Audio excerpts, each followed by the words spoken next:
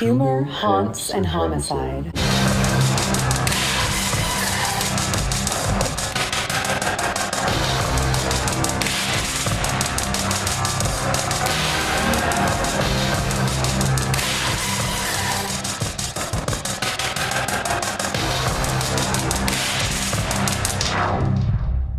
Hey, bitch! I'm Josh, your co-host from Humor, Haunts, and Homicide. And I'm Renee, your other co-host. That's right.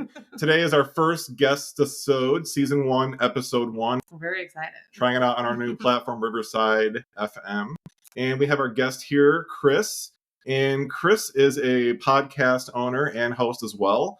And Chris, if you'd like to just give us an introduction about you and your mission here today and, what exactly your podcast is all about. Yeah, sure. My name is Chris. Like you said, I'm the host of The Wall of Unusual.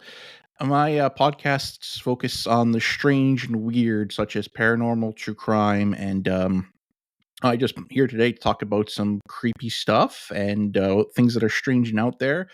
I have a lot of stuff, weird things floating in my head, weird facts, weird stories, and I just love sharing it and talking to other people about this. So yeah. I can't wait to get into it. Fantastic. Cool. Well, I guess the first thing I'll ask you is what really started your motivation behind your podcast? Was there anything that was like a personal experience for you that really jived this, or was it just kind of a random thing one day and you're like, hey, this is what I'm going to do? Since I've been a little kid, I've been fascinated with ghosts, and it started off with ghosts and eventually led into true crime. And I had a few experiences here and there when I was a kid, and especially growing up, and me loving true crime podcasts such as Last Podcast on the Left and Time Suck and a whole bunch of others that I listen to on my podcast list. I'm like, you know what? I know a bunch of true crime stuff, paranormal stuff, weird things. So I'm like, why not just start a podcast and talk about it and just get this stuff off my mind? Or sometimes I'll listen to like a true crime case and I'm like, I have to talk about this, and I drive my wife nuts sometimes when I talk about it, and she's like, okay, she'll just watch TV or play cards on her phone as I'm just ranting and raving about something. So it's something that, I just said, might as well turn it into a podcast. And I just went from there. Right? Yeah, absolutely. Well, for me personally, and we talked about this a little bit in episode 1, but Renee and I kind of bounced off ideas just talking about doing podcasts because we always share a mutual morbid passion for just talking about all things that are kind of fucked up and weird.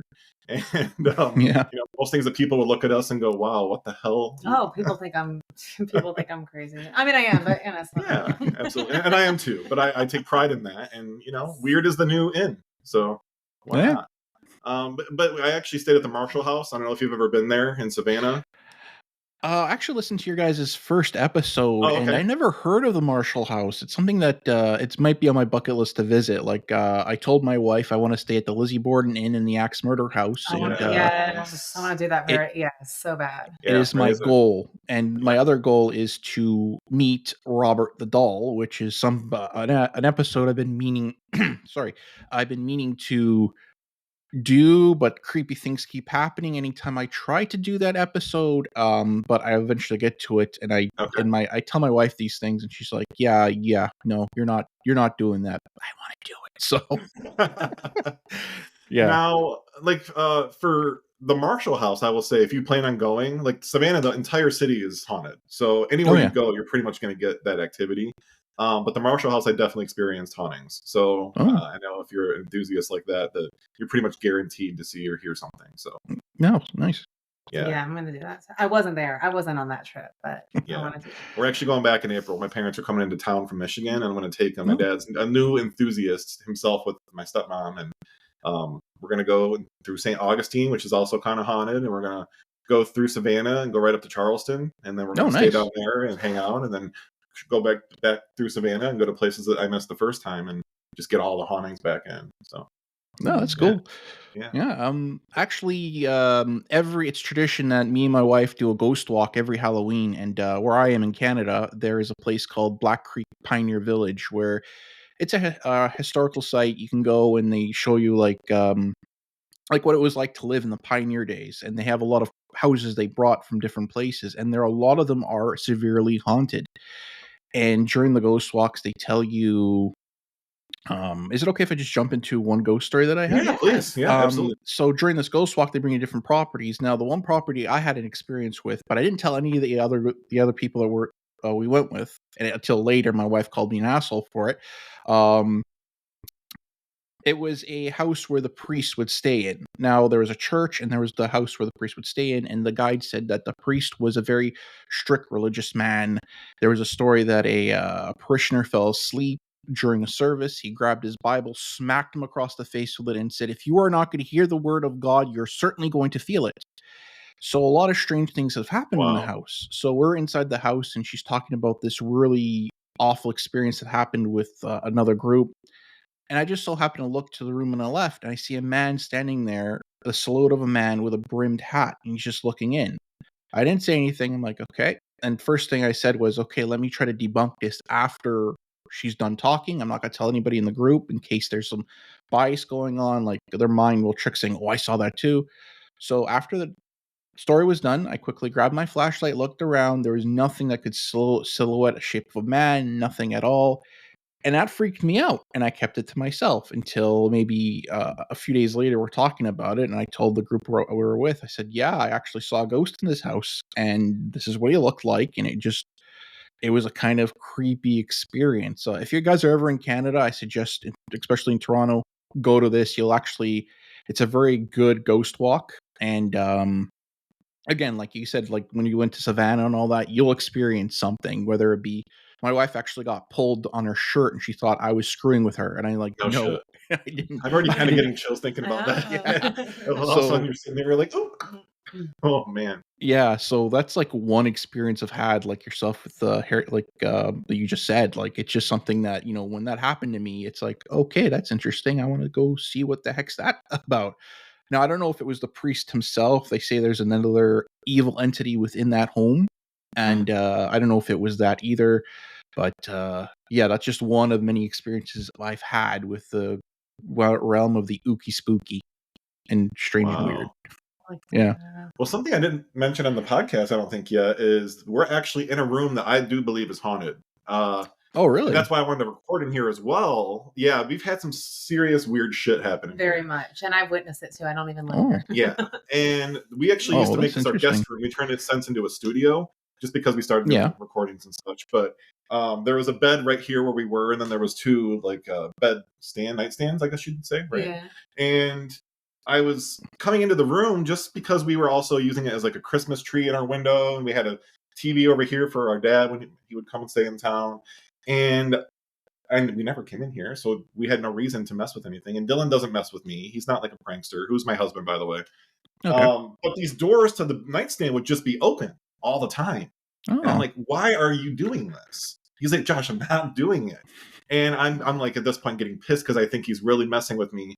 And these drawers don't just like come open. They're, you have to actually pull them. And so that was one occurrence. The Alexa device we had. The Alexa will just all of a sudden, like we'll be in the living room and you'll just hear her. I'm from this bedroom, like, I'm sorry, I didn't catch that, or she'll play like she played weird staticky noises one time. Well, our first episode, we were recording, the TV turned on itself. Remember the internet was doing like the Fire TV we have over here just turned on and it started going to the internet and typing weird things in. The door is just randomly open when I know I've closed it, and I have to pull it and make sure it doesn't just open. Weird shit has happened in this room. I don't know what exactly has. This house used to be an Airbnb prior to us buying it, and it could have been. And we were like the third or fourth owner, and it's an 80s home. Yeah, so it has some history. I don't know exactly what history, but I do believe this house is haunted. This is not the first time when I'm home alone. I feel like I hear noises coming. I remember I told you the other day I constantly hear something running up, like in the attic. Yeah. Weird shit is in this room. Oh, I don't know what it is, but yeah. That's very interesting. Like that actually reminds me of a story that my wife told me. She had a teacher, I think it was in high school, whatever. She bought this house and same thing. All this weird stuff started happening. Like lights started turning on and off, and she thought, okay, maybe it's an electrical problem or something. And they decided, we're going to put an underground pool. And when they were excavating their backyard, they found 3 coffins in the back of her backyard. And apparently, I think her house used to be a graveyard, and they didn't relocate the bodies. No shit.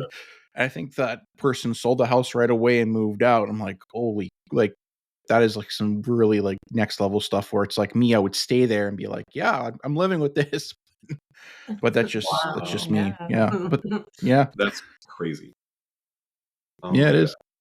Well, do you have any other personal experiences that come to mind? Well, I have the Ouija board story. A while back, this is like a long time ago. I wanted to start a ghost hunting group with one of my buddies. Oh, cool. So we did. I had some YouTube videos up, and we decided, hey, let's do a Ouija board. So he lives in rural Ontario, which is like the sticks, the boonies of Ontario. That's where I went to high school. And so his house is on it's like a major property, big property. So no one was messing with us. So we were doing the Ouija board. We had other friend with us. And as the planchette's moving, she's like, "Guys, stop screwing with me." And we're like, "No, we're not doing it." And I actually recorded the session. And I asked the question, "Is there anything attached to me?" Because I've experienced some things, and it said yes. I'm like, is it a good spirit? And went, no. And I'm like, Oh. okay. I was about to end the session right away because I said to the guys, if Zozo comes through, which is another demon that's known to come through Ouija board sessions, we're ending it right away. My buddy had some sage set up right away. I had a prayer set up. We're ending it. Anything evil comes through, we're ending it. And my buddy's like, "Are you from hell?" And I went, "Yes." So I'm like, "Okay, we need to go. Bye." And I'm just getting chills just speaking Bye, about it. But bitch. yeah, pretty much. Oh, And shit. it went, "No." I'm like, "You need to leave." No. And I started saying a prayer, and it went, "Bye." And then all of a sudden, my buddy's dad's alarm clock went off, which I'm like, "Is that set to go off?" And he's like, "No." So he starts smudging his whole house. Our friend said she saw someone walking in his backyard. He went outside, came back in. He's like, it felt like someone rushed up on me, and he just ran back inside. Like, he's like, no one's out there though. So that's one experience that I said, I'm never touching a Ouija board ever again. I'm not playing with that And shit. that is why I refuse, because I'm not trying to. I kind of figured you'd say that. Like that would validate your reasoning. Yeah, for not wanting to that's do it. like that's it right there. No thanks on that. But wow, what a cool story, scary story. I know. Wow. I'm weird with sage though. I did believe it worked, and then I saged the shit out of every crevice in my home with Palo Santo, and that did nothing. But here's the thing: is that there's nothing like dark has happened. No, I think it's a friendly enemy. Okay, so Could be my brother-in-law. Okay, right. So do you think that sage only works to get rid of evil things? Like maybe like good I think spirits? maybe I got rid of a good spirit. No, but like maybe good spirits like it doesn't work on them. Like they can still. Maybe they're like, no, bitch. This is not for for me. I don't know. This is for the other ones. I don't claim to know exactly how it all works. Well, from my understanding of sage, it gets like rid of negative stuff and brings positivity and all that. So if you do have like a good spirit there, I think it's just hanging around. Like if it's your brother-in-law, he's probably just checking up on you. Like that's what I'm thinking. Is that like. Yeah. And like they say that spirits manipulate like electronics and stuff. So, I mean, there hasn't been anything. I mean, yes, it's scary because the paranormal is just kind of creepy to begin with, but like, nothing like terrifying has happened. No. Yeah. So yeah. Yeah. Yeah. Well, like, awesome. Like I have one more story. It's kind of a sweet one with my grandfather. He passed away a while back from a heart attack. And so this is a time when me and my wife were engaged. We were planning a wedding and trying to buy a house at the same time. Now, I had no idea what it was like to buy a house. I'm like, what is a mortgage? What do you do? And she is better at that stuff than I am. So the place we're at now, we're in a bidding order with this guy. He got the place. We're both sad. And all of a sudden, our realtor's like, hey, his stuff didn't go through. You guys have a shot at this. So we're waiting for confirmation from the banks and everybody saying, hey, yep, the place is yours outright. So the night before I was asleep and I wasn't fully asleep yet. And I heard my grandfather's voice saying, hey, congratulations on your new house. And I'm like, I'm gonna say like nonno is the Italian version of grandfather, and I'm like, oh, I miss you. You okay? He's like, yeah, I'm okay. He asked how my grandmother was, asked how everybody else was, and I said, fine. And just like that, he was gone. Next day, my wife calls me, hey, congratulations, we're officially poor. We have a condo. And I'm like, oh, and she's like, you don't sound happy. I'm like, yeah, I am happy. And I told her the story. Now she thinks I was dreaming, but I firmly believe my grandfather just came to visit me because and say, hey, you're going to be okay, and I'm just letting you know that you are going to get the place that you're going to get, and we got the place. We've been here ever since, so it's just a sweet little story. I'm crying on our very first video episode, so I didn't mean make you cry. That tracks. I cry. That's normal. Give her a good bowl of chocolate ice cream. It might just start. That's a beautiful story, though. It was beautiful. It was like, yeah.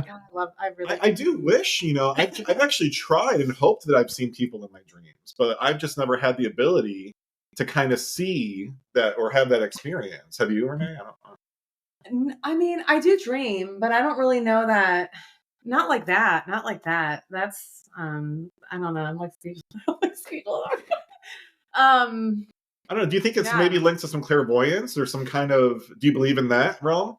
Clairvoyancy and all that, like I'm a bit of skepticism when it comes to that stuff, like psychics and all that. Like I know the U.S. government, True Crime Fact, tried to do that with MK Ultra, tried to use that stuff for military application, but I'm open to it. Like I don't think I'm clairvoyant. I don't think I have any psychic abilities or whatever. Okay. But like there's one thing that a lot of people say is if you want something so bad, like seeing a ghost or UFO or something, it's not going to happen to you. Or versus if you're more open to it, more like, okay, if it comes, it comes. If it doesn't, it doesn't. That's just my way of thinking. You'll experience something and all that. Yeah. So yeah, I'm more like, I am a bit of a skeptic to some things, but yeah, clairvoyancy is something that I've been teetering on the edge going, is it maybe not? So it's just been up and down. I mean, I believe that it exists, but I do think that like a lot of people exploit it. So you're clearly gonna have your like the scam people. But I do believe that it happens, like that it's real. I don't think I'm like, I don't think I'm psych. I mean, I think like sometimes I have intuitions, but not like, I mean. Yeah, I believe in that. Like, it's hard for me. I'm a skeptic, but I'm not, because, the universe is so wide and vast, and it's hard to think that ghosts exist and entities exist and spirits exist and devils exist and angels exist, but somebody that can't see those things premonitionally or have a certain sensitivity to it or empathy to it. I just think that it had the possibility. Well, like kids too. Like, I mean, kids are like get super. I mean, you hear stories all the time about kids seeing things, and I mean, like as young as like 2-year-olds, like randomly talking about someone who they would never even know existed, and the parents are like, so. But to your point, I think you're right. I think one person's ruining it for everybody that might actually have sort of this clairvoyancy to them. But I think that also it might be in a wave where like everything's kind of connected, and you might just be open and sensitive to be able to see it and experience it. So maybe it's just you're more empathetic and you have an empath more than other people have the ability to be one. So who knows? Yeah. Theorizing, but yeah. So just a couple questions I have for you. Like, since we're talking about ghosts, if you were going to haunt somebody, who would it be and why? I always joke around with my wife. If I die first, I'm going to haunt you. And she's like, no. I'm like, what? You don't want me visiting you? And she's like, nope, I don't want to. Like, my wife's a very loving person and she's very kind, but she's like, nope, I don't want to see it. I don't want you there. Like, if I think of something like, your favorite dessert or a song comes on that reminds you of you, I know you're there. But she's like, I don't want to see anything. I don't want to hear you. I don't want you to touch you. I'm like, well, I'm going to still haunt you. So I would probably visit my wife if I, knock on wood, pass away before her. I would be like, just to bug her, a little visitation. Be like, just little pranks. Yeah. Little cute things to know. If I was a ghost, who would I haunt? Yeah. I mean, I guess I would haunt just like my friends and family, and the same thing. I'd be like I would be a prankster ghost, you know. It's always weird for me because, like, is it weird to think that if ghosts have the ability to see us at all times, that we are never getting privacy? It creeps me out. Oh yeah. That does, because if that really, like, say it's true, then like I'm in the There's shower, things I don't want people to see. You know what I mean? Yeah. Yeah. Anybody. Like, sometimes you just need some private time. Yeah, And, it's you very. don't want anyone seeing that stuff. That's definitely awkward. You're like, Grandma, go away. Shit. You know, my time. Goddamn. Yeah, it's Grandpa, my this is time. not for you, okay? Wow. Yeah, that's just me. Yeah. Yeah. You have any questions? Do you believe that like houses and items can be haunted? Oh yes, I believe that. Like I mentioned, Robert the doll. That is one of the world's most known cursed objects. Where if you go see it, you don't say hi to it, it will ruin your life. There's a story of this lady that she forgot to say hi to Robert. Her flight was delayed. Her house burnt down. I believe she lost her wedding ring Oh. until she said, "Sorry, Robert," and things just went back to normal. The doll's original owner, Eugene Otto, he became obsessed with it, where he was talking to it like a friend, and a lot of strange shit happened. And his wife just left the doll in the house and just moved after he died. So I believe, yes, certain objects can be affected. Like there's a couple called the Newkirks where they collect objects, cursed objects, and they have it in their home. And I think they were on Hellier and all that. So yeah, I believe some objects can be cursed. When it comes to the other doll, Annabelle doll, Mm-hmm. I'm a bit iffy on that because of the Warrens and the guy that's in charge, which I believe is the brother-in-law, is in charge of the museum now. I did an episode on the doc that came out called 24 Days Haunted or something like that, where they went into haunted buildings and they tried to prove that if you stay there for 24 days, the veil between the living and the dead thin out and you get more activity. Now, the Warrens, I'm very skeptical because I believe, again, this is all speculation. Don't sue me. But I think there were con artists, flim-flam men. They knew how to, like you mentioned before, how to exploit certain people, how to go in. Like there's a few cases they were connected to that I just am very, very iffy on. There's one in London and I think in the UK that, it was an actual haunting. The little girl was possessed by something and they just showed up last minute and they claimed credit for it. So when it comes to that, I'm a bit skeptical with them. But other than that, like, yeah, I believe buildings can be haunted. There's residual hauntings. There's the stone tape theory and all that. So like, What is that exactly? I don't know that one. Stone tape theory is, so things happen within a home or whatever. If the structure is made of stone, the theory is that it records it like a tape. And if you hear noises or sounds or people talking, they're saying that it's like playing back that audio. So a lot of people think that, like the stone absorbs it or whatever, and then you hear like someone talking or someone crying. And that's the stone tape theory in a nutshell, where it just provides that haunting. So yeah, I believe. Crazy. Yeah, so I'm a big proponent for, not proponent, but like I do believe in that. Where I think buildings can be haunted, objects can be haunted, and all that. Sorry, I went on a bit of a rant there, but no, yeah. Hey, you learn something new every day, and you just helped with that. So. Yeah. And I honestly, I had never heard of it. You said it was called Robert the doll. That's the. Yeah. Okay, I'm gonna look that up because I didn't really know about that. That sounds really fascinating. Yeah, I can look up a picture of him right now, but he is a doll that is very creepy. Sorry, I know how to spell. Google Robert the doll images. Like, I don't know if you can see it, but that's what he looks like. Yeah, that's terrifying. That sailor suit he's holding like the weird. Yeah, all those letters are behind him are people apologizing to him. That sailor suit belonged to Eugene Otto. He dressed the doll in that sailor suit, and yeah, that's what Robert the doll is like. It's he again, like my favorite ghost hunter, Zach Bagans. He does a show called Haunted Objects or something, because he's a museum in Vegas, and he actually had Robert the Doll on, and he was he's a very over the top ghost hunter in my opinion, and he saw this doll. He's trying to act all serious, and some guy pretended to be scared of him and ran away. And he's like, "No, you must apologize to Robert." And he's like scolding him. And there's a picture of him on Twitter holding Robert, and he's very scared and he's very stiff. He's like, ah, like you're trying to take a picture with an ex-girlfriend that you don't want to fucking see. So he's like, look, I'm with Robert, yay! But yeah, and just with him too, like he's just over the top, and his museum, like I want to go to it, but like there's one What's thing it in his called? You know? I can't. I don't remember the name, but I've been in Vegas in a year, so I would love to go. People We'll look at that. recommend you buy tickets in advance Okay. for that thing. You're not allowed to record or even touch any objects. You have to sign a waiver because you might get an attachment.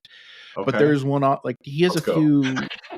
I would love to go, but my wife's like, "You're not fucking going there." Bring that shit home to me. No. Oh no.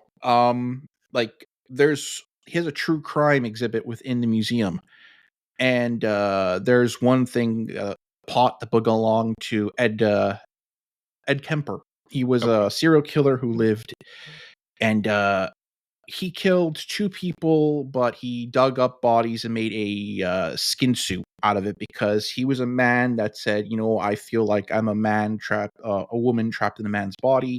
And at that time, it was very like, oh, you can't talk about that stuff. And he had a few screws loose in his head, and he made a skin suit out of like body parts for a woman, and he used to dress up in it.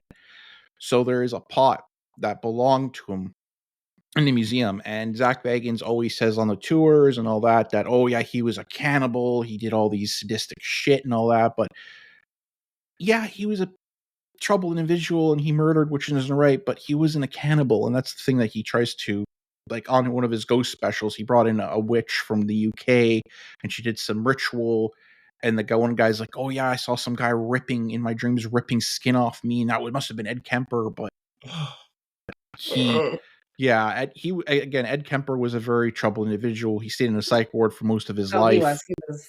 I don't know anything about this person. Wow. He's still alive. He's still in prison now. Okay. You should look. Yeah, Wow. Maybe I'll cover him on an episode. Oh wait, no, was it Ed?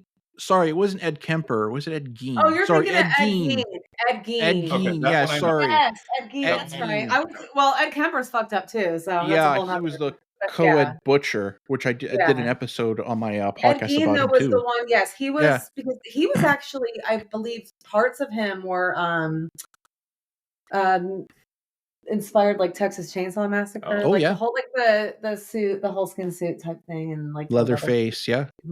Like so I don't know. I always confuse the two, but Ed Gein. If you watch the Dahmer series, that was I don't know if it's how accurate it is, but that's a defense they try to use, saying, "Oh yeah, it was comic books that messed him up, so he was messed up from comic books and all that, and gore and all that stuff." So but not going to prison. I'm heavy in the cult. Yeah, I mean, comic books is what it takes, and I'm guilty as charged. Yeah, so it's like again, that's like one thing that Zach Bagans always tries to bring across. The over the top, like ghost hunting, and like the other two I like, Nick Groff and the camera guy. I know Nick Groff left and started his own show with another girl, which I like them better because when they go to a haunted locations, they separate and they actually sleep there. And like, I think one was in a prison, another one was in like an abandoned hospital that had a morgue in it, and they both like slept in different sections of the wings of the hospital, and they experienced a lot of weird things. So I like that more because like it's more, nothing can happen the whole night. You can sleep through it, or you can hear a knock, or pulling on your clothes, or you hear disembodied voices, versus Zach Bagans yelling and screaming, saying, "Show yourself, you piece of shit," and just trying to like stir up ghosts and all that. So it's like, okay, like calm down, buddy. Like you're just acting like a bully. But so that's what I think of him. But anyway. Wow. That's awesome. Yeah. Well, Chris, was there anything else that you would like to share for our viewers and listeners and your viewers and listeners? Anything out there that you could add to your message and your vision? Don't be afraid to look into things that you have curiosity, if you have a passion for. Don't be afraid to be like, like if someone says, "Oh yeah, you're not going to do that. You're not going to blah blah blah." Just do it. And always look into like the strange and weird, and always question things. Always not go against the status quo, but like just always be open minded to certain things. And even like I myself, like if I meet someone that is, I'm a Catholic, but if I meet someone that's a Wiccan and I go, "Oh, you're a heretic," I go, "Oh, tell me a bit more about your religion and culture and all that." And yeah, so always be kind, always be open-minded. And with my podcast, I just talk about the strange and weird and try to give like people a scare or something to talk about, yeah, so that's pretty much my message for my audience, as it were. That's amazing. Yeah. Yes, we definitely encourage everybody to check out Chris's podcast. I'm definitely going to check it out. Absolutely. Law of Unusual. Is that everywhere you can go and podcast? Yep, it's available on Apple Podcasts, Spotify, and any other place you can find any podcast platforms too. Fantastic. Check it out, everybody. We appreciate you tuning in for Guestisode Season 1, Episode 1. Yes, we really enjoyed talking to you. Appreciate having you on. Same here. Really fun stories. Great time. Thank you for all that insight and your theories and your stories and just everything. We appreciate you being here. Yeah, thanks for having me. I had an awesome time. Thanks, Chris. You have a great one. All right, you too. Well, everyone, like all good things, they must come to an end. But Renee, real quick, it looks like you have something you want to say to everybody. Mystery doesn't sleep. And neither do we. Bye, bitch!